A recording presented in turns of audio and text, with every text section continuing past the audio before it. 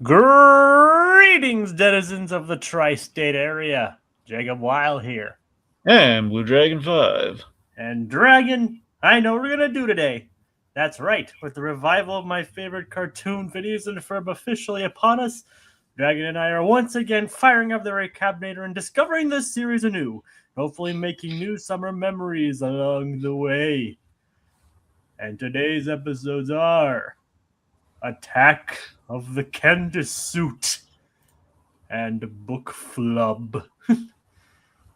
So yeah, we went on a bit of a hiatus, mainly because they decided not to put all the season on Disney Plus at once, and then aired it somewhat weekly, then somewhat sporadically on Disney Channel. So that explains the brief hiatus. But Dragon, I gotta say, it's good to be back. Yep. And we're pretty much gonna be back exclusively on Tuesdays for the next 10 weeks to cover the remaining half of season 5. Yeah. Barring any unforeseen circumstances. That's true. So expect us on Tuesdays from here on out. So as I mentioned, they split the releases, like put the first 10 episodes up front on Disney Plus, then aired the remaining 10 on Disney Channel sporadically, and the finale of season 5 just dropped on Friday. And so we'll be covering that, and a new movie was announced as well, which is exciting news. It's I think it's like the only Disney Channel series to get a third movie. Dragon, what do you say? I mean, it sounds about right.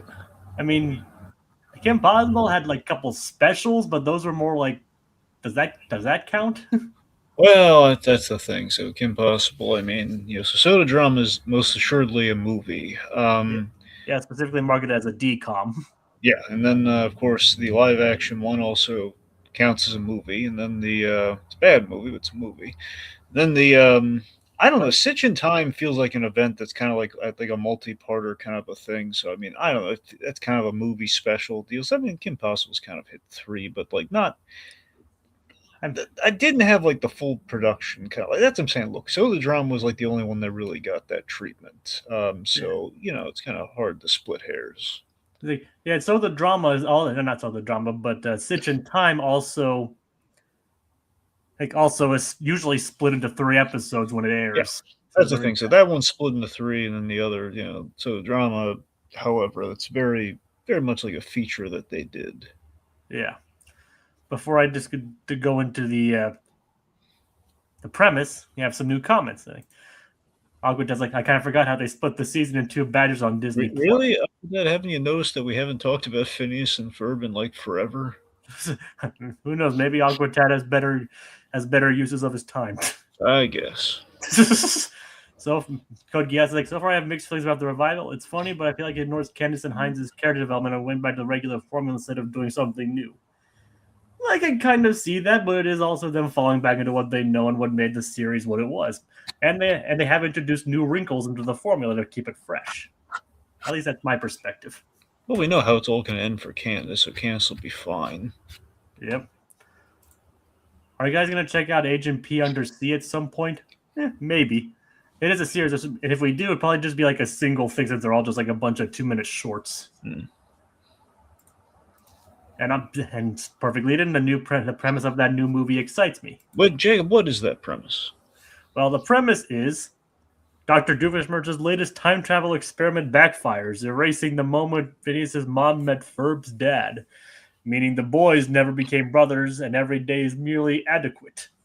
As reality unravels and the future hangs in the balance, Phineas and Ferb must restore the timeline before it's too late. So I'm definitely getting some Back to the Future vibes, and I love it. Yep. I mean, the series is definitely not shied away from its love of Back to the Future. Yeah. So, I mean, both that movie and this series have like shown its love of Chekhov's guns, even in the show's own time travel episodes. Oh yeah. And if you notice, like some of the music in this show even borrows kind of elements from Back to the Future score.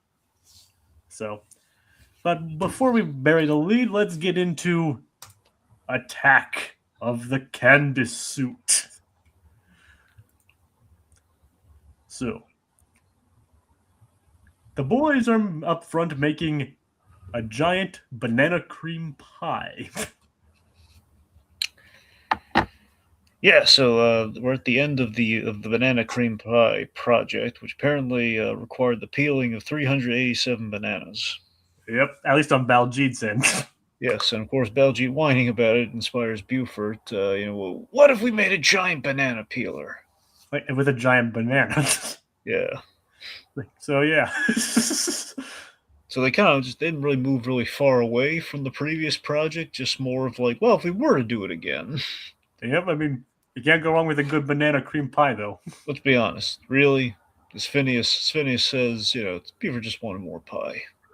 Yeah, but he's good. He's going along with it. Yep. What else does he have to do? Let's be honest. Yeah, that is a good point. Yeah. So, and as it turns out, Harry just walks into his lair. So this was hilarious. Just the idea that Perry the Platypus, for once, he just kind of casually walks into the lair for the mission brief. Monogram's completely unprepared, and he knows he has nothing. It's just this thing of like, it's a non-meeting. It's basically a non-brief of just like, well, we don't really know anything, so just keep your eyes peeled, Agent P. And then we have Carl come in with the observation. It's like, it could have been. I told you this meeting could have been an email. You could have just been an email, Carl. Dang it, Carl. Yep, dang it, Carl is raining on Monogram's desire for a meeting. So who would point this out to him like this Carl? Like, as in, like, who would just say it could have been an email? Yeah, who would say that? Probably from Johnny Bravo. Yeah, I see that. Yeah, and for all I know, probably I don't know. But that's really the only one that's coming to mind. Like, I don't know. Carl from Aqua Teen Hunger Force might make that point. Yeah, I can see that. Maybe Moss. Yeah, Carl Moss. I could buy that. Let's see now. Who would absolutely just play with Monogram here? Just like, yes, we absolutely needed this meeting. I'm thinking Carl from SpongeBob. And Carlos. Yeah, Carlos. Anyway, so yeah, you don't think we forgot about the gags after this hiatus? No. Dang it, Carl. Yep. So seeing Monogram flounder for once is kind of fun. Yep. It's a Candace. She is upset because Jeremy isn't texted her in like 15 minutes. She's getting very melodramatic. He's like, nobody has a worse life than me. Then Stacy points out how ridiculous that is. Fine, no one in Danville has it worse than me. And then we cut to poor Jeremy, and we see why he was unable to answer the phone. Poor Jeremy, he's in the slushy dog suit, and which is in the hot summer sun. He's dancing around, working up quite a sweat. And the reason he had to pull a double shift because the last guy got heat stroke, which is really funny and very. It's how these corporations work, kids. It's like, gee, I wonder why the last guy got heat stroke. Yep. But as he takes off his hot dog suit, yep.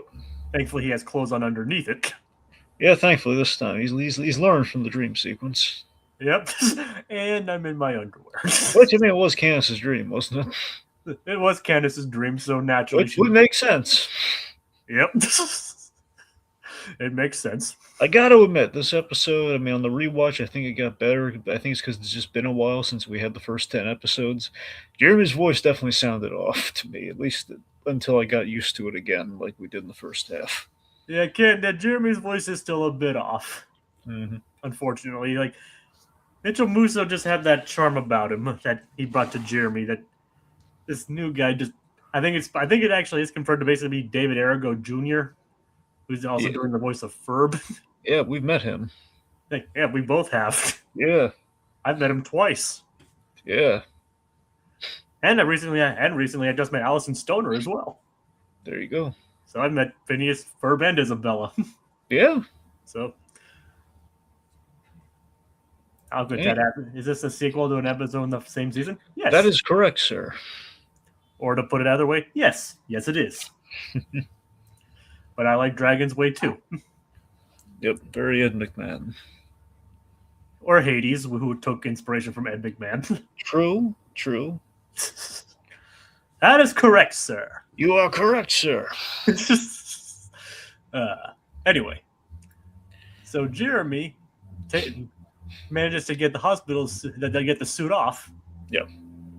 But somebody or something is stalking him. Through a John Carpenter POV, we have a very horrifying B-movie-esque attack. Yeah. It's Beatrice. The Candace suit. Dun, dun, dun. You know how we know it's the Candace suit attacking him? Because it's a suit that looks like Candace. No. Because the giant title that says "Attack of the Candace Suit." Exactly. That's how we know. Technically, the title appears twice in this episode. Yeah. Attack of the Candace Suit. Dun, dun, dun. Followed by a screening of Mant. So, which should be remade with Paul Rudd, by the way. I'm just going to throw that out there. What should be remade? Mant. Yes. Mant. All right. For the kids out there, watch the movie Matinee. The Dante movie Matinee, which is all about Mant. Fictional movie made by Joe Dante in reference to the classic cheesy B movies of the 50s. Mant. Which, by the way, Mant himself looks really awesome in that movie. It's like, the half man, half ant. It's just the guy in a suit, but with, ant features. Yeah. Again, honestly, you just take the original footage and just dub it over with Paul Rudd, if you really think about it. Be very achievable. I mean, you can make the Ant Man point, but while being an ant. he's Mant, and his pheromones attract older ladies. Yep. Like Kathy Moriarty. As long as they're sisters of people who have children. Yeah. And that's the only way it works. Oddly specific pheromones. Aunt May would fall prey to Ant-Man. Yes. This feels a lot like the second Raggedy Ann. I was gonna get there. We were about to get there, but yes. All right, I'm talking to him. I'm talking to Aquatad. Aquatad, you beat us by a few seconds, but yes, a lot of Raggedy Android references. And so Jeremy accidentally butt dials, and instead of being worried about that, she thinks he's getting food without her. Yep. So the Beatrice, the Candace, we set this up earlier in the season, and there was kind of the cliffhanger ending, and surprisingly, we have picked it up like immediately within the same season. Yep. So the Candace suit, which of course was honestly that episode was like the most gritty reboot. Well, GRT, TTY, gritty reboot time, but not yet. Yeah. It was the most GRT thing we've ever had. Which, by the way, the voice actors who play Phineas and Ferb know about now. By the way, nice. They know about it. I tried getting Vincent. Yeah, I tried getting Martella to say it, but he very politely said, it's like Disney would get on his case about it if he did, so it was a no-go. Which I can understand why. Yeah, so it wasn't like he said outright no. It was just like, I mean, we still would have had to pay for it otherwise. But... honestly, in hindsight, I guess, perhaps. But I mean, in the moment, though, honestly, I think he probably would have done it just on a whim, maybe. But, again, had he not been, worried about Disney's litigiousness. So, big idiot. It's a fair point. Anyway. And to be fair, he has been working with them longer than we have. No, of course. I believe him. Yep. So, Okay, but thankfully, Jeremy manages to break free of the gritty of the of the Candace suit. Beatrice, yeah. Break free from Beatrice. Yeah, so of course Beatrice, so I love the way we animate Beatrice, where basically it's kind of like the suit from Raggedy Android from the episode of My Life as a Teenage Robot, in Which I which when the still, suit which that I have not seen that episode yet. I forget if it's I want to say the second episode is a sequel. It's even more appropriate. There's the original Raggedy Android episode, and then there's the sequel. And the sequel's like T2 for the Raggedy Android episode. Man, it's like even better, and that's when we do all the creepy suit stuff Isn't that that the one where Aquated's. isn't that the one where it, like gives her like that red suit, or is that the one that like makes her look like a human? Okay, so well, that's it. So in the original Raggedy Android episode, the idea is like she wanted to look human, so I forget if her mother made or she made because her mother said no. She made kind of a makeshift sewn together, just like a very Raggedy Ann kind of like potato sack kind of looking human. It was a regular suit, nothing fancy. Then in the sequel, which is what Aquated's talking about, her mother did outfit it after a lot of teenage kind of whining and begging and pleading, just like come on, and essentially it has like kind of an organic technology kind of thing where basically the crappy suit it kind of moves kind of like this suit as it adheres like little suction cups to her, and then like it overtakes her exactly like this suit does. So it's kind of like that cross with the symbiote. Yeah, so it's very symbiote. So basically, once the symbiote kind of esque suit takes over, she then turns into a flawless, a much more actually she looks human, like a human skin is on top of her, but there is a symbiote sentiency to it where it's like it's talking her out of like her doing heroic kind of things like no, you're a girl, let the guys do the fighting for you, kind of like that sort of stuff. And obviously it's meant to be terrifying.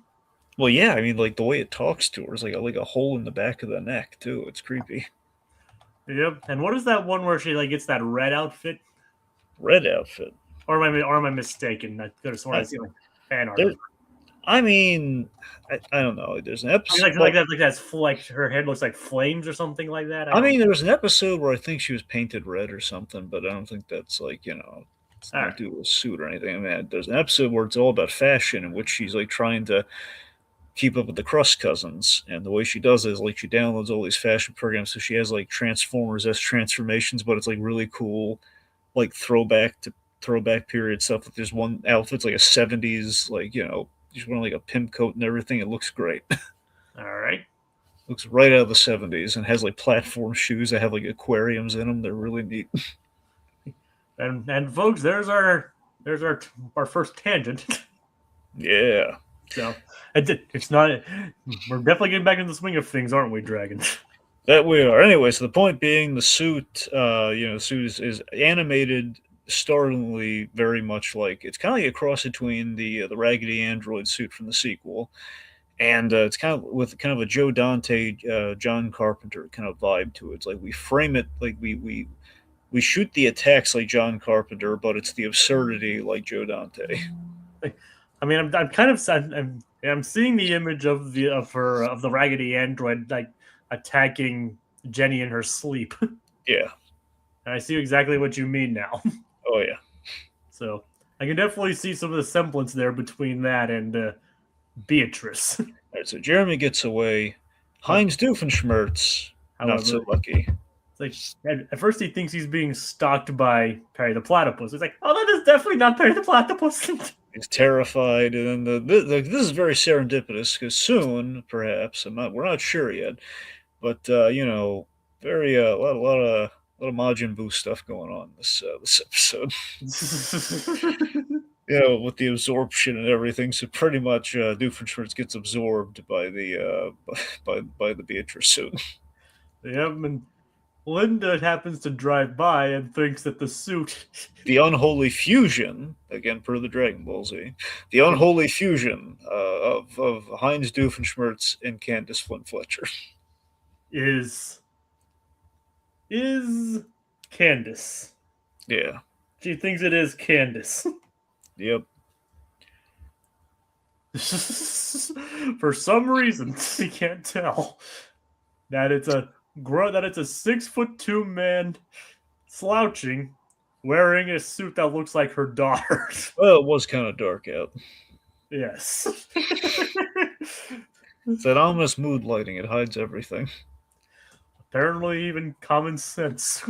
Well, also, I mean, let's face it. Linda's never been the most observant character. Let's be honest. Yeah, and to be fair, no one else really notices either. Except Jeremy.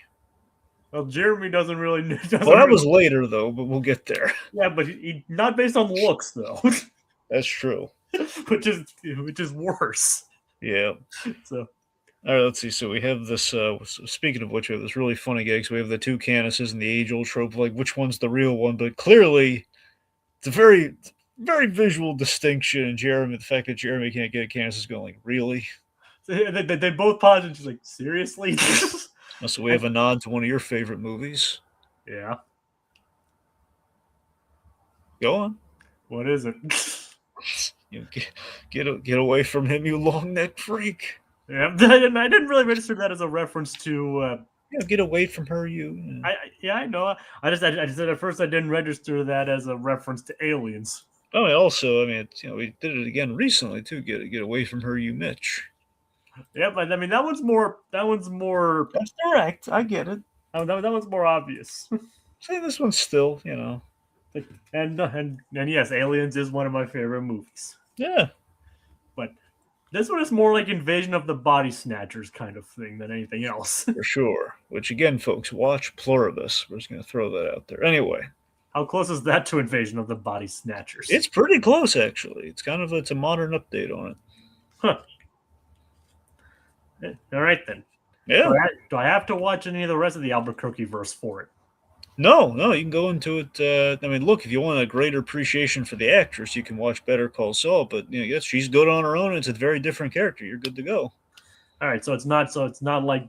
No, just if you watch Better Call Saul, I mean, you might kind of familiarize yourself with the directors and the writers, but you don't need that to watch Pluribus. You can watch Pluribus 9 episodes, and it's.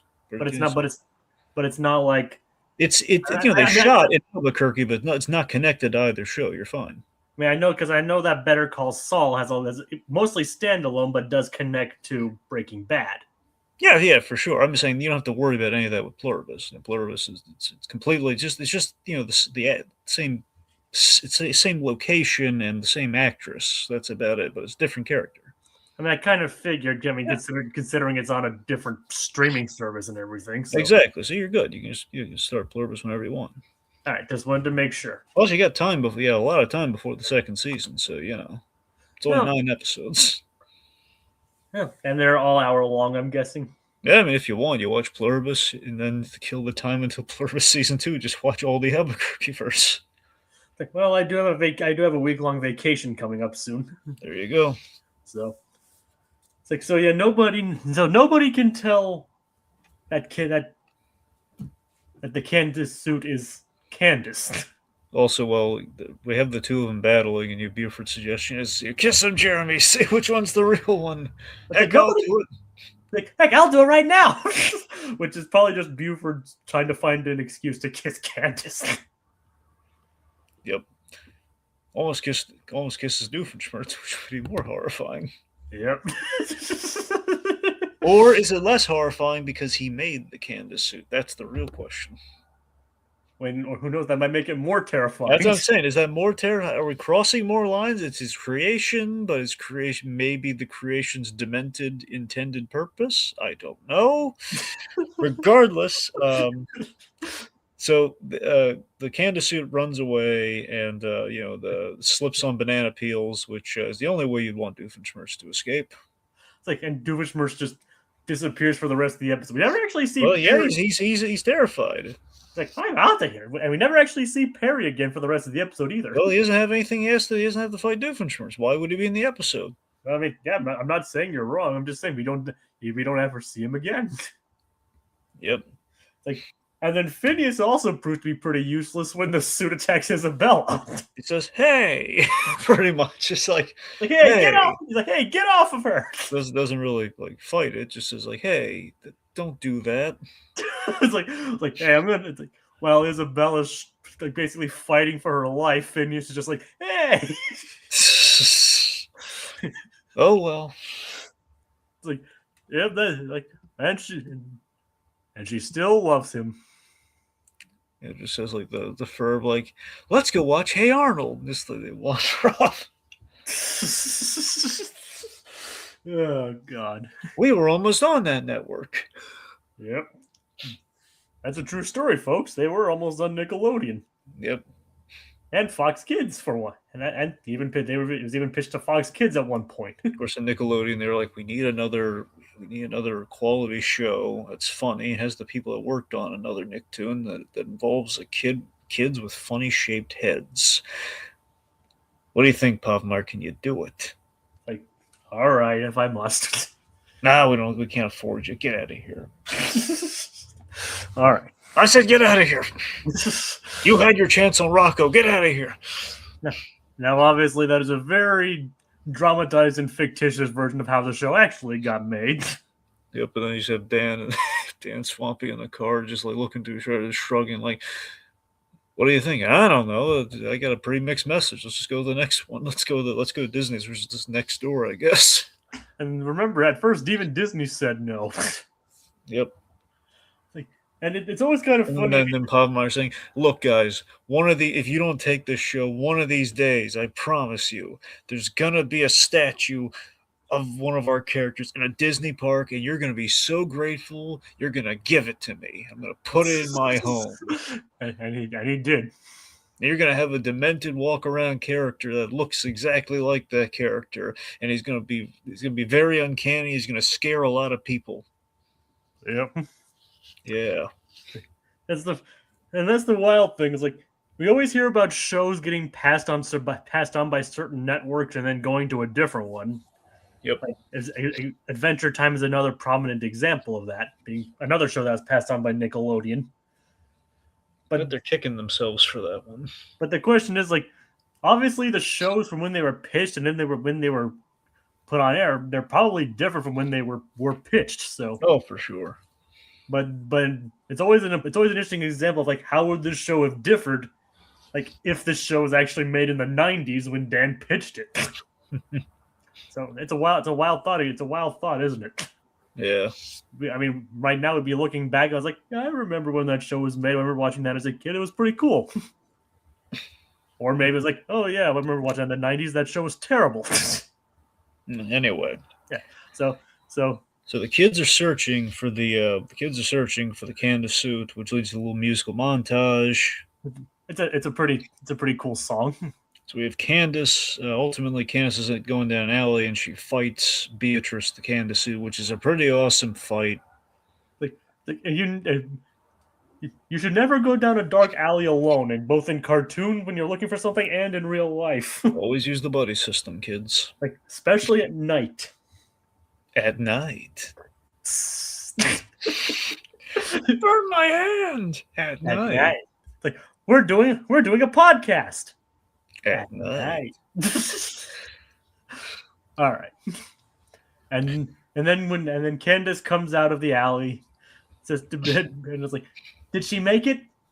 And she just shakes her head. Like, no. Jacob, do you know what time it is? I think I do, Dragon. It's Gritty Reboot time!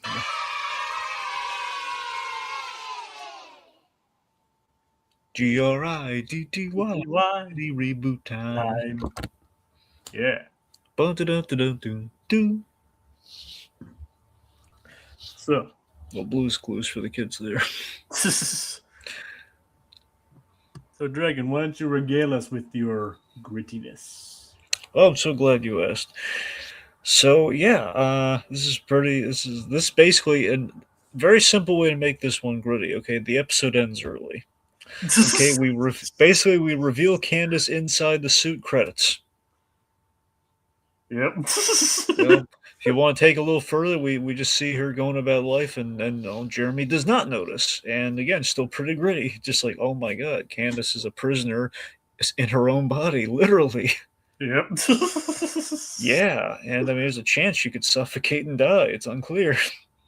Yep, pretty I think it's much. a living symbiote, but I'm just saying, and we saw the thing can be piloted by trash for a time, so yeah, it might be a Swamp Thing situation. It might be Candace's bones in there, and just like the suit's just, The suit doesn't itself is alive. It just filled itself with trash. yes. By the way, I remember I forget where exactly I saw the original for this. I know it's on YouTube. I forget if it was on like one of the cuts of the re-released Spider-Man 3 at some point, but I think like a re-release on Blu-ray or something, some extended, slightly extended version. Anyway, there was a deleted scene from Spider-Man 3 in which right before he destroyed Venom, instead of Eddie Brock, having his big moment where, he jumps out, the Topher Grace Eddie Brock jumping out, and it's like, no, he's trying to rejoin with the suit and he gets blown up. Um, when the symbiote goes crazy, we reveal Eddie Brock's skeleton, as in there's nothing left. Symbiote ate him. Huh. It was just, yeah, it was kind of a Raimi touch, where it was like kind of almost like a very Sam Raimi skeleton kind of bit. That's kind of messed up. Oh, no, it is. Yeah, yeah. Definitely would have been memorable. Oh, for sure. And terrifying. Yeah. Again, that movie would have been so much better without dancing. Yeah. Yep. Anyway, so point being, yeah. So Candace just living in the suit just would have been, if that were just the ending though, which could have been a very easy gritty end, right? Just a very emphasis credits, and again the show not having to go that far. this episode really doesn't need a gritty reboot. No, that's what I'm saying. It's a continuation of the grittiest reboot that we had with the invention of this episode. Pretty much, yeah. All right, anyway, so no one noticed but Jeremy when he heard that I'm going to go help the boy. He's like, wait a minute. And nobody could tell, even though like the suit was becoming more and more unhinged as the day went on. Yep. So thankfully, Jeremy lures Beatrice to the giant banana peeler, which frees Candace. Yep.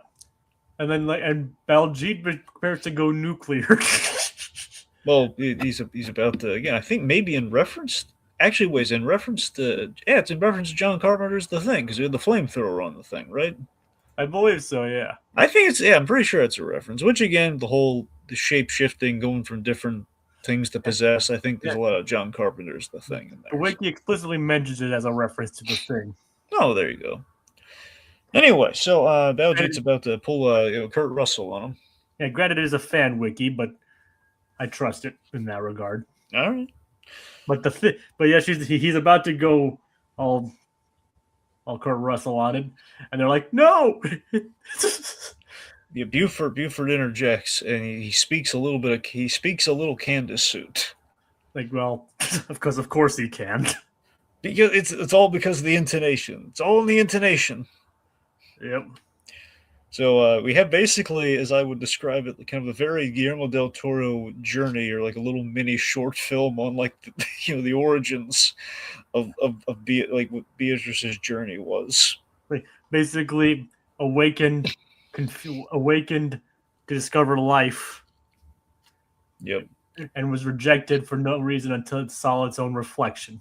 Yep, it was like going from raccoon to garbage to the Doofenshmirtz, and then this, it tries, it's trying to eat Ferb. Basically trying to find the perfect fit. Which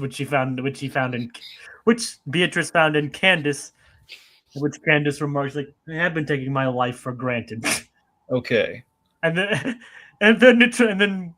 it does try to eat Ferb. Like, right. You're making this very hard, Beatrice. It's just really funny. Like we just try to eat Ferb just on a whim. Yep. All right, so Aquatad in the comments, he has something that makes me want to throw out a tangent. Yeah. This is the grittiest reboot. A commercial break.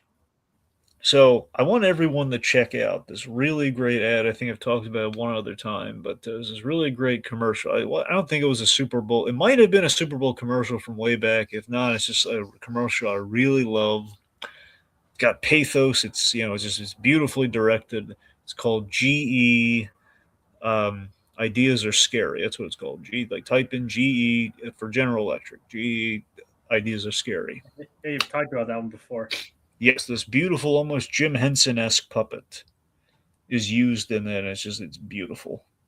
He is a little Del Toro-esque in the commercial realm, honestly, but it's really nice. It is, yeah, I remember that. It is pretty nice. The reason I bring it up is the creature from that kind of has a similar kind of like path of rejection, like the Candace suit has, looking for a place to belong. Oh yeah, I remember seeing that. It's quite nice. Yeah. All right, so Buford has a solution. And and it is quite a novel solution. Oh yeah. And he takes Beatrice to Klimpaloon, the magical old-timey bathing suit that lives in the Himalayas. Yep. That lives somewhere in the Himalayas. Welcome to the Himalayas. Snow cone? No, don't worry. It's lemon. It's lemon. I still love that in Monsters Inc. in that scene, they have the Easter egg of what that scene originally was. What do you mean? Okay, so you'll notice when Sully makes the makeshift sled in the background, what he makes it from are these crates of lingonberry jam. So at Pixar there is an adage, kind of like the A113, but it's more like deep cuts. They call it Yeti's Caves. It's ever since Monsters Inc. Anytime they have a sequence that is like the sequence that gets reboarded and it's like the sequence that's seemingly at the end result, it's like, okay, this makes all sense in the world. It took a lot of time to get there and nail it and get it right, and just like they had a lot of reboarding and reworking, and they call it Yeti's Cave. And in Monsters Inc. originally, it was like the introduction of the Yeti was a lot of trouble. Before they landed on the snow cones, it was like they had the Yeti. It's not just Yeti. It's not just the abominable snowman. It's like the whole Mike and Sully had to have their low of lows breakup moments. That's really what Yeti's Cave is. But it's the whole thing of getting there's that whole sequence. And the abominable snowman, originally he was like that they were fighting, in the frozen tundra, and then they look over and they see the abominable snowman like had like a long knife, and it was like looked like blood was dripping from it, and we reveal it's him just like licking lingonberry jam from containers. So it was obviously would have been a bit of a hard sell. Plus, like would jam freeze in that weather? I don't know. It's just a lot of yeah. Yeah, And I can kind of see where they went with the lemon joke. yeah. And another example for you too. Oddly, I bring it up only because ironically it is also in a cave.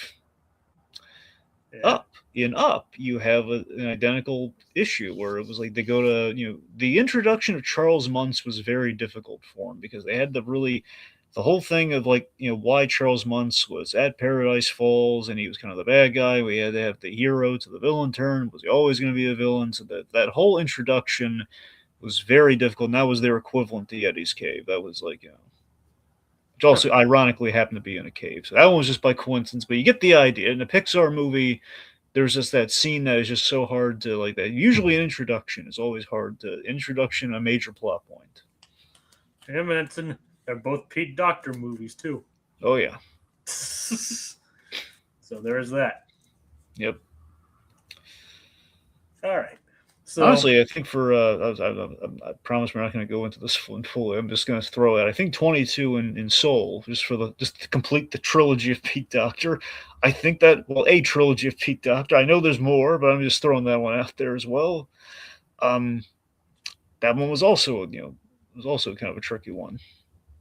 And what about Inside Out? That's what I'm saying. Inside Out, I think in general was the big story hurdle in Inside Out was limiting the cast because who to section off because originally it was joy and fear, and for a large time in the movie it was joy and fear, and then they realized it has to be joy and sadness. So I don't know if you call that Yeti's Cave, but it was probably the introduction of joy that might have been the problem area. Otherwise, I can't remember exactly. It might have been the train. I'm not sure. All right. Anyway, sorry. Point being, Klimpaloon, the magical tiny bathing suit, great solution. Also, the shipping. Like the Candace suit's madly in love with Klimpaloon, the magical old-timey bathing suit in the Himalayas. Yep. Like, I've never felt so seen. So creepy, so sick and wrong. Sick and wrong! That is sick and wrong! I've also met the person who said that. Yeah. And I've just confirmed that Patrick Warburton's coming into the one in December too. I'm so jealous. I might not be going to it because I'm trying to save my money. What do you need money for? To live. You call this living? Come on. All right. But anyway. So anyway, yeah, the Candace suit and the Klimpaloon headed off. And we don't want to know what happens after the heart shape, so we're just going to leave it at that. I've never felt so seen. Yep. Sounds just like that, too. Pretty much. And the crazier thing is that it's voiced by Dan Povenmire's daughter. Wait, really? Yeah, one of them, not the one who does Gretel and Hamster and Gretel. Alex. Okay. Like, Melly is the one that voices Gretel and Hamster and Gretel. This is his other daughter, Alex. I mean, I guess behind the scenes, she had to wear the Candace suit. Probably. I think she also did the singing for the Fireside Girls song in Mega, like Let It All Burn or whatever it was. Okay. So he's bringing his daughters into the fold more. Such nepotism. Yep. So that nightmare fuel is over, isn't it? Yeah. So Dragon, would you call it the union of the Candace suit and the Klimpaloon terrifying? It's unexpected to say the least. Yeah. So that brings us over to Book Flub. Yeah. Not much of a segue, but it'll have to do. So this episode begins with the boys making a sculpture out of soup cans. And bananas. And bananas, yet again. That seems to be the connective tissue. Bananas. Yep. Apples and bananas. Yes. Quote Susie from Johnny Bravo. Bananas. Yep. Oh god, it's another show I haven't seen in a long time. Yeah, which needs a proper re-release. Because don't get me wrong, the important stuff is on DVD, but not the full series. And unfortunately, the DVDs they might be an endangered species for the Warner Brothers DVDs. Is it because of the degradation? Yeah, because of the. I forget if Johnny Bravo. Survived the cut or not. It might not have. I'm sorry. Right now, sorry. The DVD right now is fine. I'm just saying for how long, assuming the years do not. Basically, between 06 and 08 is the danger zone. I forget if the Johnny Bravo DVD was in 08 or not. If it, my hope is that it's afterwards. Regardless, right now it's still playing, and I'm paranoid. Because my Grinch DVD went up. I had to replace that. Yeesh. As I'm saying, so the original animated Grinch. So it's like, well, actually, Dragon. Speaking of like Max, it's also not on Max, unfortunately. What? Johnny Bravo is also not on Max. Well, I know. Yeah, you're right. It's not. Amongst everything else, it's not on Max. Yep. Really, the only Cartoon Network thing on there, from what I can tell, is Samurai Jack. And that's it's probably also partly because it was also Adult Swim. That's what I'm saying. It's mostly Adult Swim these days anyway. They can't, by definition, you'd imagine they can't get rid of it because of that. But Yep, and they think Samurai Jack's insulated by default, so it's kind of like that in Adventure Time. And to be fair though, of all the shows to keep on there, Samurai Jack's a good one. Well, of course. I'm saying they got rid of Courage, man. Everything else. Yep. And I don't know. It's really sad. And maybe, who knows? Maybe if this deal with Netflix goes through, they'll manage to put the stuff on that. That is the hope. I mean, maybe one day Codename Kids Next Door will return. Like, who knows? Like, and I don't even know if this whole deal with Netflix is a good thing. But I don't know. Like, I don't know either.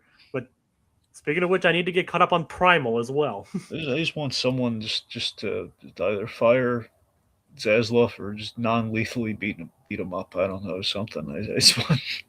Dragon, have you got caught up on Primal yet? Well, I haven't seen episode 2, but I saw the new one of season 3. Yeah. But that, I haven't watched really any of season 2. How is the new season 3? I mean, I don't want to spoil it for you. 3. Do you know the premise of 3? Like, I've heard the basic premise of it. Yeah, I've seen a clip of it. The storytelling's really on point for it, man. It's just Tarkovsky's boarding and directing them. So he did episode 1, from what I've seen. It's pretty, he's basically going full Conan with it. It's kind of Conan with a supernatural twist. Like, no, I can't wait. I can't wait to watch this. I mean, let's just say, I really like the storytelling, the way the boards on episode 1. Episode 2, I'm sure, is great. I just haven't gotten to it yet. Because, I'm trying to, they're all released week to week. I'm just trying to build it up a little, but, Because I haven't seen any of season 2, and I've only seen, like, the first 7 episodes of season 1. And I really love those. Wait, so did you not finish 1? Like, well, according to Max, I didn't. Well, finish 1 and then go just watch it all. Like, it's not my fault I was spoiled, Dragon. I was just scrolling on Facebook when I saw it. Yeah, no, I mean, just in general, just watch it all. I know. I'm probably going to do it. That's probably one of the things I'm going to do on my vacation. There you go. But we should probably get back into... Yeah, well, I'm trying. Let's talk about the lengthiest and most thorough adventures of Lord Ramblington. Yes. The James Cameron of books. And so, as it turns out, we meet Addison's mother. Yes, so was it Samantha Sweetwater? Yep. And it was voiced by Anna Faris. Which is ironic because... I have no idea. Oh, come on, man. Really? Yes, I don't know. Anna Faris was in a show called Moms. Oh. Or is it Moms? It's either Mom or Moms. I forget if it's plural. I think it's plural. Moms. Which, her co-star in that was Allison Janney, who was also a mom in this show. Huh, nice. Now, mind you, so it was always so weird, and I kind of dropped off of it, but right before they did this, they wrote Anna Faris out of the show, which seemed like such a dumb idea. Was she one of the main characters? That's what I'm saying. It's like her and Allison Janney. Like, she's the... They say Anna Faris is the main character, and her mother, the main supporting character, is Allison Janney. And then just, they had good people in that show, and just over time, it's just, I'm pretty sure Anna Faris just left the show, and then Allison Janney took over as the lead. And it is just Mom. I don't know what it is with Chuck Lorre and these leads in these shows. I don't know. Oh, that was another Chuck Lorre show? Yeah. Huh. Yeah. All right, then. I'm not sure. I think it's Chuck Lorre and one of those guys, like Eddie Grodetsky or somebody, but, it's pretty much Chuck Lorre. Oh, nice. Let's see. It's Eddie Grodetsky, and I think he took over Moms, and then... See, Eddie Grodetsky, he was with, he did some Batman animated series. Christmas with the Joker was written by Eddie Grodetsky. Dini had some oversight, but it was mostly Eddie Grodetsky. Because Dini wrote, like, the Mark Hamill Joker. But anyway. Because that was the Tim Curry Joker. All right. Well, before Mark Hamill dubbed over I'm getting all semantical here. The point being, there's Eddie Grodetsky, and I'm trying to remember the one who did, Bill Prady. So Bill Prady was with Chuck Lorre on Big Bang Theory, and Bill Prady went on to do, he worked on the Muppets, the 2015 Muppets, and then Bill Prady did, he's done some other stuff with them too, but essentially, like a lot of the Chuck Lorre's things, he kind of has like a second in command who's kind of the other showrunner. So anything, because Chuck Lorre's spread thin, that's kind of where it goes to. Huh. Yeah. All right. Anyway. Oh, there you go. And Bill even worked on Muppet Vision 3D. So there you go. There's Bill Prady there for you as well. Okay, and like Eli, in the comments, Eli says it's just Mom without the S. Always throws me off. Says Mom. I mean, the show lasted 8 seasons. That's true. But apparently, the last couple seasons might have been a bit of a bit of a hobble. All right. So yep, she voices Addison's mom. And this is also like the first time Addison has appeared without Isabella. Yeah. I mean, we don't. She doesn't do much in this episode outside of like. We'll get to that. Yeah, she almost kills Linda, but Yep. And apparently she hangs out with Irving occasionally. Yep. Which we'll get to him later too. We'll get there. We'll get there. You're so eager to talk about yourself, aren't you? Well, somebody has to acknowledge me, Dragon. Oh, so pathetic. Get it off the screen. Get it off the screen. Okay. Anyway. Okay, so we have a classic mom dilemma here. We have Linda, trying to read a book for book club. Unfortunately for her, that book is The Lengthiest and Most Thorough Adventures of Lord Ramblington. Yeah, but it's a very long and apparently rambling book. Yes, I love the gag with Lawrence where Candace is like, we'll have donuts for dinner, and Lawrence is if you're gonna do that, let's get some glaze too. I mean, Lawrence knows what he wants. That he does. Like, he's a simple man with simple pleasures. So Linda's plight, just since we're kind of in the new year, reminds me a lot of Charlie Brown, Happy New Year, Charlie Brown, with the the Charlie Brown forced to read War and Peace. Okay, I got a tangent here for you with the peanuts. Okay. Now, this always bugs the crap out of me with the New Year's special. Does Charlie Brown? Okay, is the idea that all the other kids read the dust jacket and they just kind of like they kind of crapped out a report on they basically just like phoned it in. They phoned in like the report based on what they read on the dust jacket, and Charlie Brown's the only one who actually bothered to read it. Yeah. Or did they all presumably they were all assigned the same book, because unless it's either it's one of three things. It's either that, it's either Charlie Brown's the only one who read the book, and they all, because Linus has that line, many a report has been written that was based on the dust jacket, Charlie Brown. Now that line to me implies that's what happened. Everyone else did the dust jacket, he's the only one who read the book. Now, option two, they all just read the book and just Charlie Brown just being cursed in life. He's the only one who's having, he's the one who's having the procrastinating problems because everyone's trying to pull him into like dance and learn the foxtrot for New Year's, and he's going to the party and everything. Somehow they all pulled it off, but not poor Charlie Brown. Or option C, they were all assigned different books, and the teacher just picked on Charlie Brown and gave him the hardest book. I really think it's the first option, but I'm just throwing it out there. Well, I think it's like it's whatever one is the funniest and whatever one makes Charlie the most miserable. Because we know that's how that series works. It's funny that every time War and Peace is just like the curse on Charlie Brown's life from a literature point of view, because you have in New Year's. Yeah, go on. In New Year's, he wrote a report. He gave it his best, and he had to end up writing it like until 3 a.m, and it would get a D-, which is the lowest you get without completely failing. On the flip side, you get the movie, and what happens in the movie, Jacob? Well, at least in the movie, he elected to read that book. He wasn't forced to. Yep, and he wrote a really good report, and then what happened to it? Like, he actually got a good grade on it. No, he didn't. Yeah, or at least it was thought he did, right? Well, no. You're thinking of the Scantron test. You're thinking of the SAT, not the SAT with some test. The test, it was actually standardized. It was the standardized test. It was actually Peppermint Patty's test. Yeah, but no, you're right. That's what happened there. But like for War and Peace, he wrote a really good book report on it. The little red hair girl's nowhere to be seen. He wrote it for her. And Plane destroys it. It's like rains into a million pieces. Like Snoopy destroyed the hard work. All the hard work he did. It was the Red Baron dragon. Right, the Red Baron. It's like, remember, curse you, Red Baron. Yep. But the point being, Sherman can never win with this book. Aquatat has, like, in this case, I feel like it's the third one. Yeah, when Linus says "we," that's what makes me think it's not the third. It's the only reason I think it's not. Otherwise, my instinct would be the third one. If you didn't say uh, Charlie Brown, we have to read. Like, if he says "we," it can't be just him.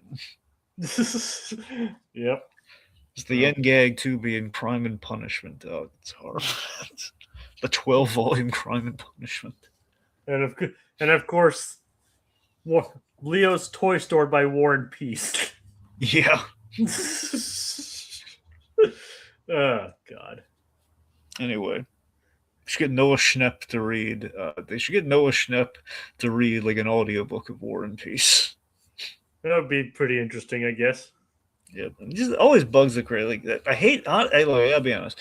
Of all the Peanut specials for the holiday specials, I mean, not counting the stupid Mayflower one because that's the only one that has like adults in it, which is it's a travesty with the Peanuts. You never want to do that. Aside from that, I think one of the worst specials, by comparison, was New Year's because the writing just it wasn't really great. It was the whole aside from the War and Peace being assigned, you had stuff like like Linus instantly is like, "Hey, you could do your report based on the dust check," and like a few minutes later, less than a minute later, he's saying like Charlie Brown, he's guilting him over it. Like Charlie Brown, his wife had to copy War and Peace in the middle of the night after putting their child to bed and had to write it by hand using a dip pen, and you can't even read it once. It's like Linus, whose side are you on? And you're dancing with the little red-haired girl at the end. What's wrong with you, Linus? I mean, I haven't even read War and Peace. Well, yeah, but Jacob, I mean, the man's wife copied it 7 times with a dip pen, man, in the Yep. dark by candlelight. Yep. And Charlie Brown couldn't even read it once. Yep, he ultimately did, though. Yep. Give him points there. I'm just saying. Just enough to succeed, I guess. Well, yeah, the bare minimum of success. Yeah. Well.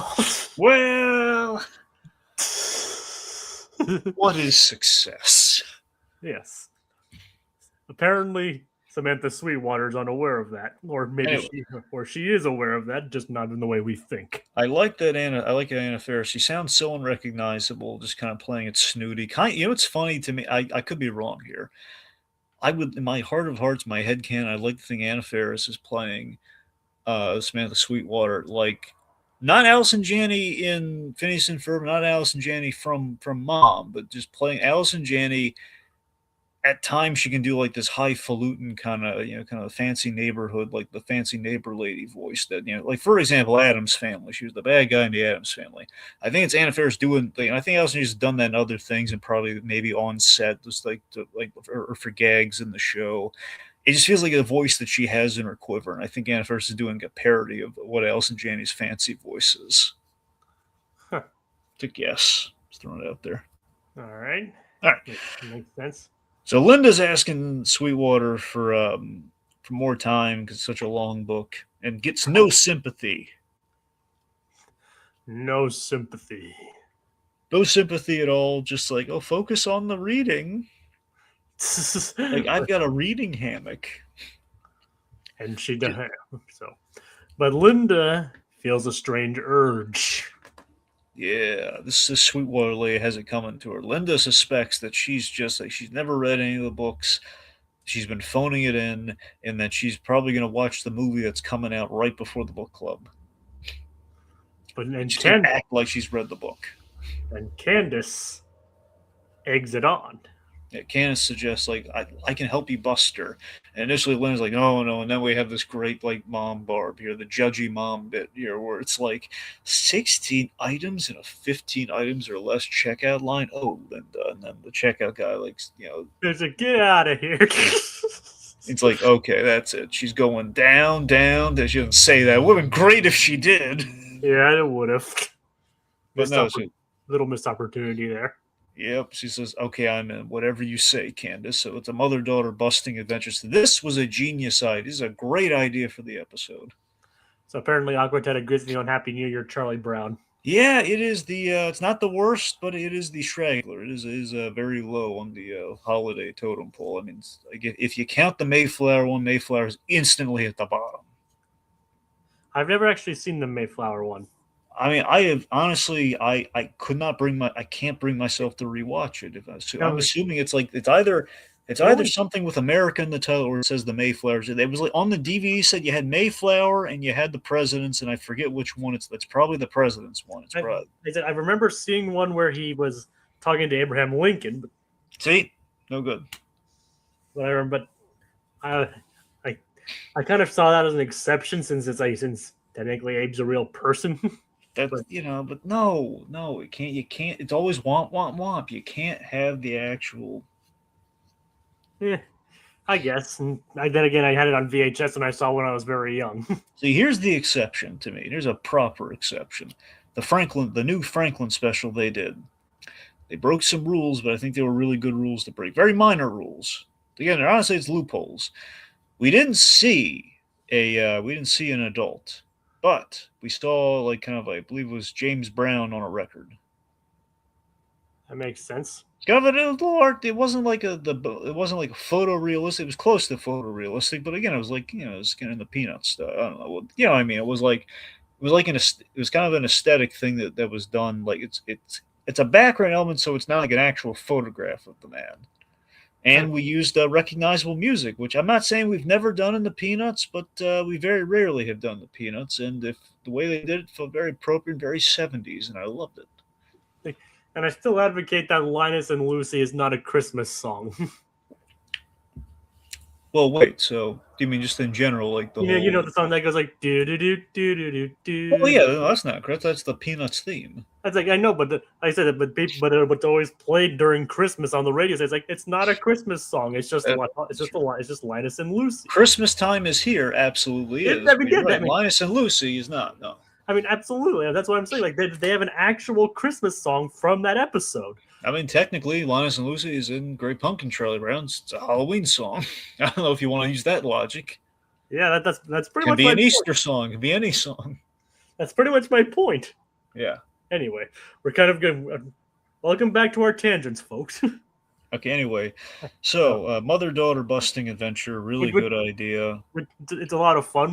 We don't even get to see what the boys and Doofenshmirtz and Perry are up to this episode. Well, we kind of have it in the background. Yep, with vague glimpses. Anyway, so it's really hilarious how this is like the one time Linda is like trying to point out what the boys are building and what they're doing, what's going on in the background. She's so close to finding out, and Candace is just completely oblivious to it, and she's so focused on it. It's like I can't think with all this all this potential busting going on.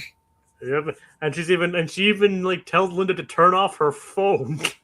Yep, it's again and again. Like stop again. Just she's the mother in the parental situation here. It's just really funny. Yep, like she had that opportunity in her hands and just completely missed it. Yep, tells her not to look at the phone, which is going to lead to the downfall. Pretty much, she could have gotten Linda busting and busted the boys all in one swoop. Yeah. But overall, yeah, this is a fun idea. Like it's a fun kind of like role reversal in a way. So Candace has done a lot of reconnaissance, and her main method of getting information has been this running gag of seesaw exposition, where apparently, basically the Sweetwater family just love going on the seesaw and just love confessing things to people randomly. And apparently, it is a callback to an earlier episode as well, from what I remember. Really? Yep. Let's see. Continuity. Sorry. Continuity bomb. Yeah, maybe it's not. Redacted. Yeah. So, redacted. Yes. Maybe I'm mistaken. But either way, yeah. Yeah.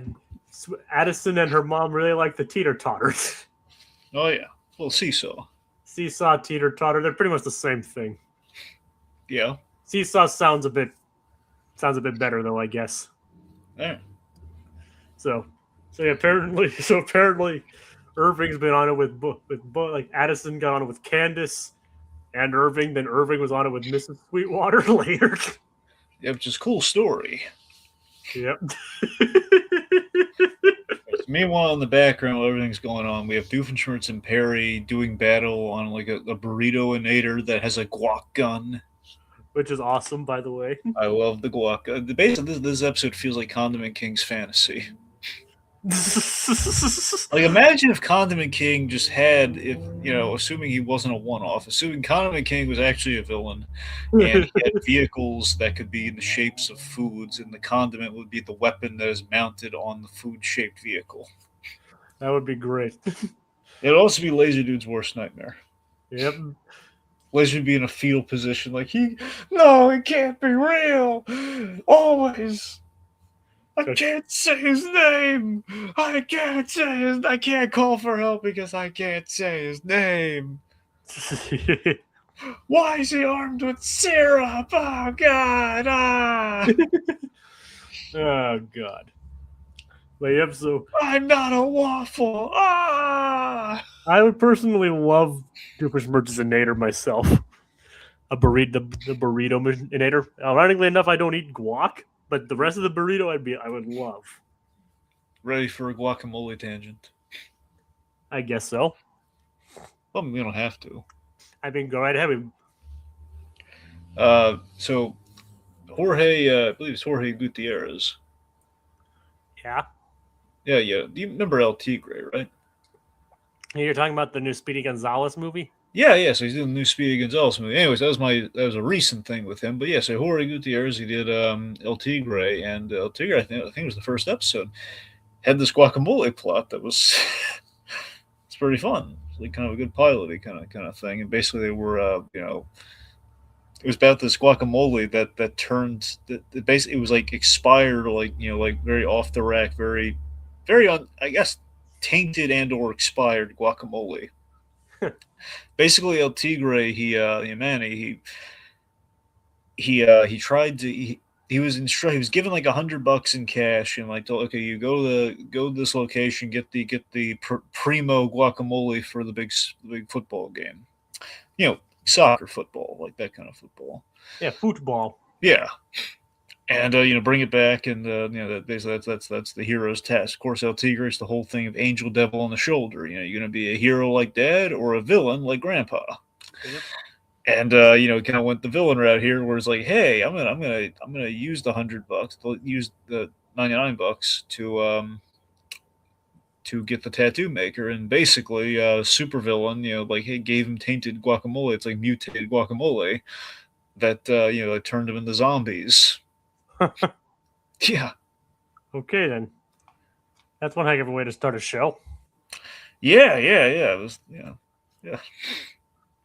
I'm just saying, seeing guacamole used for evil, that's what I think of, though. That is kind of an interesting tangent, then. No, I won't lie. Yeah.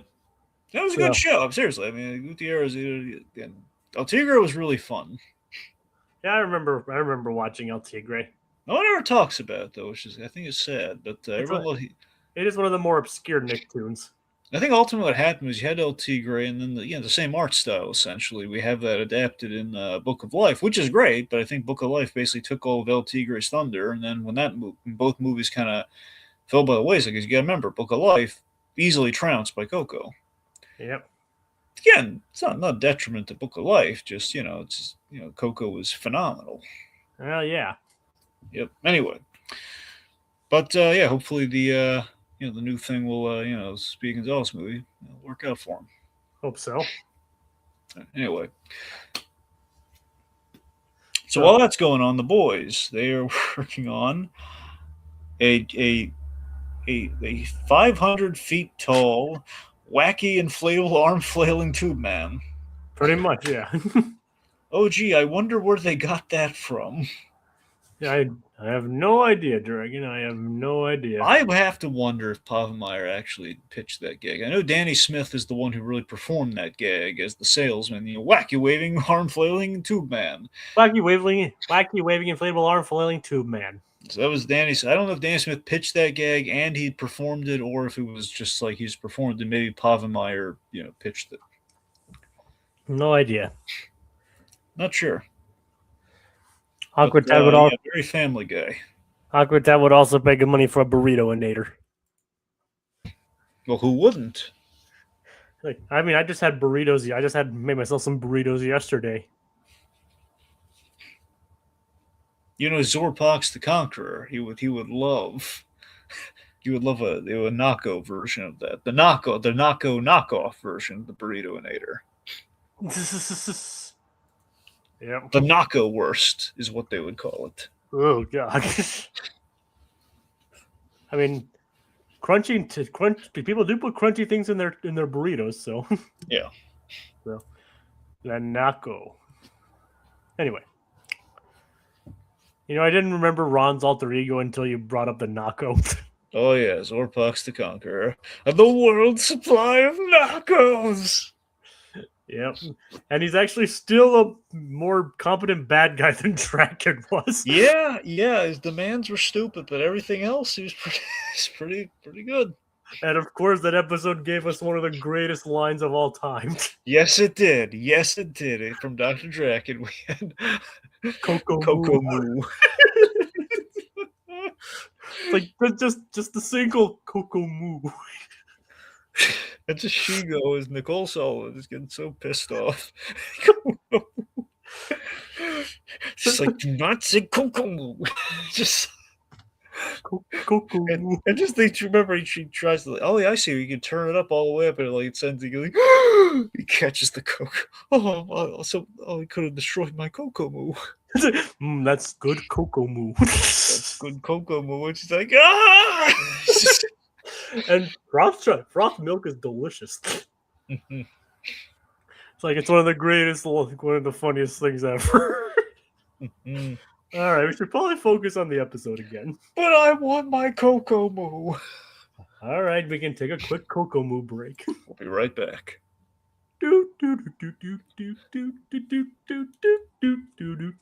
Boy, Jacob, that was some good Coco Moo. Oh yeah. Nice and cocoa-y. Yeah, next time I'm just going to do it like Cosgrove and Freakazoid. I'll be like, hey, Jacob, you want to get some Coco Moo? Do I? That's some good Coco Moo. Yeah, it sure is. Oh, God. Anyway, so the boys, they built this giant, wacky, inflating arm flailing tube man, and it's ultimately they give it away to a fledgling car dealership, and everything's going great for him. He's selling a whole bunch of cars, but the downside is he has all these chips, but no guacamole. Yeah, until Doofenshmirtz's invention blows up. Yep, and it's raining guacamole left and right. This makes me want to buy another car. Yeah. Yeah, because nothing makes me want to buy a car like guacamole. Have you ever seen a dealership with guacamole? No. Do you see a lot of cars in the parking lot of a car dealership? Yes. That's why. Because they don't have guacamole. Exactly. If they had guacamole, empty lot. Yep, that's how it goes. Yep. Guacamole. You gotta have the guacamole. And hey, if you have the guac, they're gonna walk. Oh, you mean if they don't have the guac, they're gonna walk? You're right. If they don't have the guac, they're gonna walk. Oh, no, actually, no. They walk to the guac. They drive off afterwards. Yes. They have the guac-ins and the drive-offs.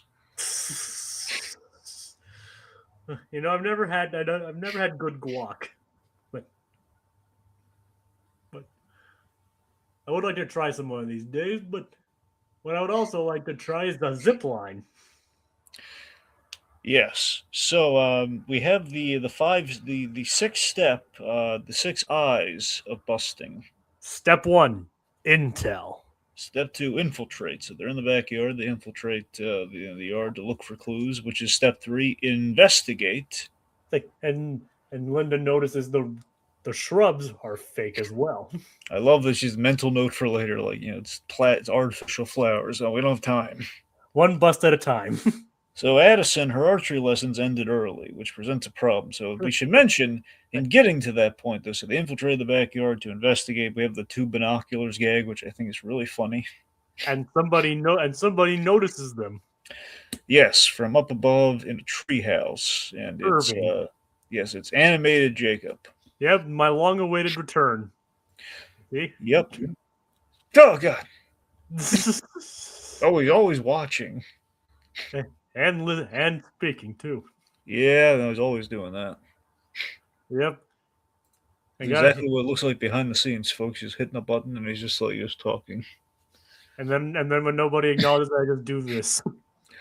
Yeah, and you hear like the pity music. It's a whole thing. Wah, That, wah, it's gonna be wah. Jacob at Valentine's Day, folks.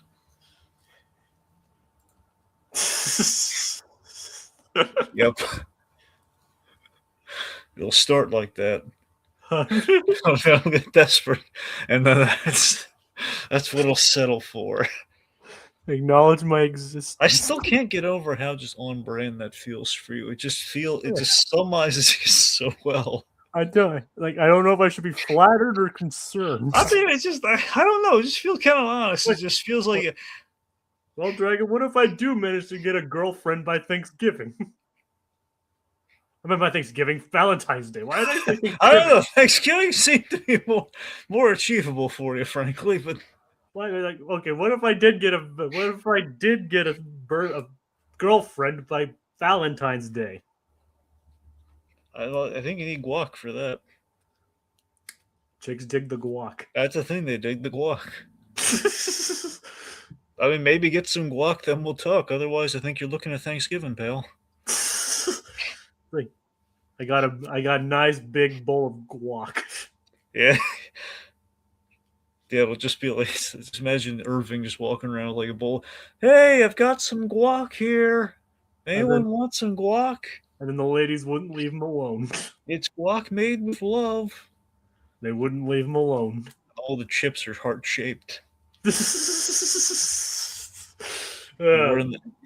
you need a T-shirt that is the whole Irving acknowledge my existence. That would bring in the babes. That's what you need. Yeah, wearing Irving on my shirt. Yeah, the whole acknowledge my existence, thing. Yeah, I'll get right on that, Dragon. How could they not? Think about it. You seriously, imagine this. You walked at a convention with that shirt. You would be a babe magnet. Tell me I'm wrong. Hey, believe it or not, I got quite a few notices when I dressed as Weird Al. That's the thing. And you were a zombie. Yep, yes I was. Yeah. So Linda, Weird Al's dead in the good way. And Weird Al actually did like my costume. He did? Yep. He wasn't insulted? Well, he said he likes my vibe. So he didn't say, hey, you're stealing my act, or you owe me money. He said, no, he said, like, yeah, I like your vibe. So wait, I gotta ask. Did you point out he was a zombie? Unfortunately, I didn't because we kind of had to go quickly. All right. Okay. Like he was kind of like sectioned off in a different area, unlike a lot how a lot of them just have like booths out in the open. Yeah. Like his was actually like cordoned off behind curtains, and he was behind a table. So it's like we kind of had to hurry, unfortunately. Well, we know he's presidential talent. Yes, but I was mean in terms of like under lock and key in the world. As we learn anything from the new Naked Gun movie, it's like he's like the last. He's our most prized performer in case of the end times. And he actually did bring it up when I went to his panel. Oh. Like he mentioned, like I'm actually in like not the only person to be in all 4 Naked Gun movies. Like, I mean, I don't think he remembered Priscilla Presley being a cameo, but splitting hairs. Yeah, but yeah, that was pretty neat. Anyway, at least he factored in the plot more. Yeah. I'm blanking on what his cameo was in 2, because otherwise his cameo in 2 was like one of the guys holding up the police station. That's what I'm saying. Like, think about it. Naked Gun 1 and 3, he has kind of in relation to the plot. The second one more of a background gag. But he's still there. Yeah, I'm just saying though, he's still there. I'm just saying it's kind of interesting that he's almost factors in mainly into the plot in all 4 movies, almost. He's the one. 3 out of the 4. He's the one holding up the police station that Frank hits with a door. That's what I'm saying. But it's a gag. It's a good gag, but it's like, thank you, Frank. What? Yeah, it's great. Nothing wrong. There's nothing wrong with it. I'm just saying he like pivotally. It's like like Frank. I don't know. Anyway. All right, so Linda gets stuck on a zip line. Yes, so the zip line from animated Jacob's treehouse, and he joins the caper because he's got the treehouse. Like, you're in. Yep, and like Linda and Irving and Laura and Irving and Candace get into a rap about it. Okay, I gotta admit, I love the episode. I was iffy on the rap. All right. It's not a deal breaker, but it's like, I don't think it's one of the best songs we I did. mean, it has the novelty of being Irving and Candace's first duet. That's true, but It's like Mom's stuck on a zip line. yeah. It's like, but crucially, Linda figures out a clue. That Mrs. Sweetwater was looking up movie times, Yeah. and so they go to check it out to finalize the bust. We should also mention during that sequence, it was. Yeah, Jay, do you know what time it was?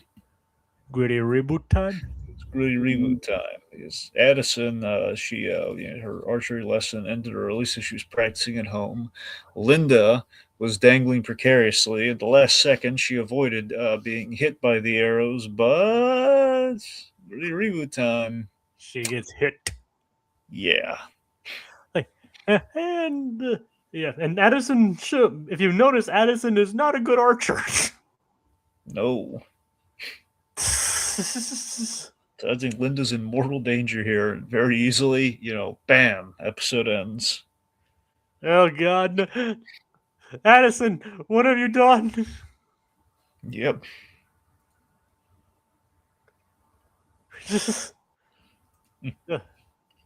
Addison Then it turns into a cover up. See, here's how it gets into like the gritty, almost CW kind of thing. Okay. Okay, so one we have like Riverdale, we had I think Cheryl at some point actually was doing archery or something. So I think it literally is like a direct 1-to-1. Oh God.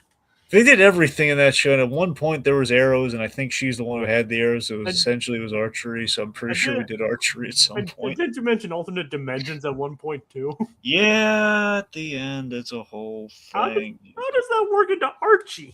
Look, you can. It's on Netflix, buddy. You want to take the plunge? Be my guest. I don't really want to. I mean, nor do I. You say like the first seasons were like fine, but first two are look. Season 2 is good, legitimately good. Season 1, okay, it's good. Yeah, look, I'm saying compares everything else, makes sense. Again, season 1's everything we talked about with the gritty reboot in premise, just the idea of making a little more dramatic and heartthrobby. Season 2, pretty good. Then after that, it's a CW. It's the curse of the CW. After season 2, every show loses a bit of quality per season, except Supernatural. Well, yeah, but that was the WB, and it changed over to CW. That's immune. That doesn't count. Fair enough, then. Besides, it's not even like, I think all the superhero CW stuff for sure, but you're right, Archie kind of falls into that. All the comic book CW stuff. And some of them are just bad from the get-go. Well, Batwoman being... See, to me, Batwoman's the exception. That was just terrible from the outset. That's what I just said. No, I know. I'm agreeing with you, yeah. Yep. Then you have other exceptions. Honestly, Superman and Lois... Throughout the whole run, I mean, look, it's good, but you've got sections I would like to fast forward through. But aside from that, Tyler Hoechlin makes a good Superman. He is a fantastic Superman. Now, look, only problem with that show is we had the kids. The kids, were teenagers instead of actual kids. Yeah, that was the problem. That was the uninteresting part of that show. His sons did not have presence. His sons did not have good screen time or side. I hated the side plots in Superman and Lois. Aside from that, though, great show. So it's basically like the 2-season rule, but kind of split, kind of stretched across 4 seasons, where it's like, what if we had really good material, but we had to pad it? So the padding, if I could take out the padding, you'd have an amazing show. Yeah, that's there's a reason why I haven't started any of those CW shows outside of Supernatural. Yeah. So, as you're saying, anyway, in relation to this, okay, so in relation to this again, kind of like the thing with Cheryl's, so basically, we would have we would have a thing where our characters bear witness to this during this infiltration mission, killed by the arrow, and it's like, oh god, we have to keep quiet about it, and then we have to play this cat and mouse game with Addison and Addison and her mother, who are trying to cover up the murder of Linda Flynn Fletcher. And it's the whole thing of like, oh, we're gonna get you, like, by the season finale, the mid-season finale, and that'll be our goal. Until then, ooh.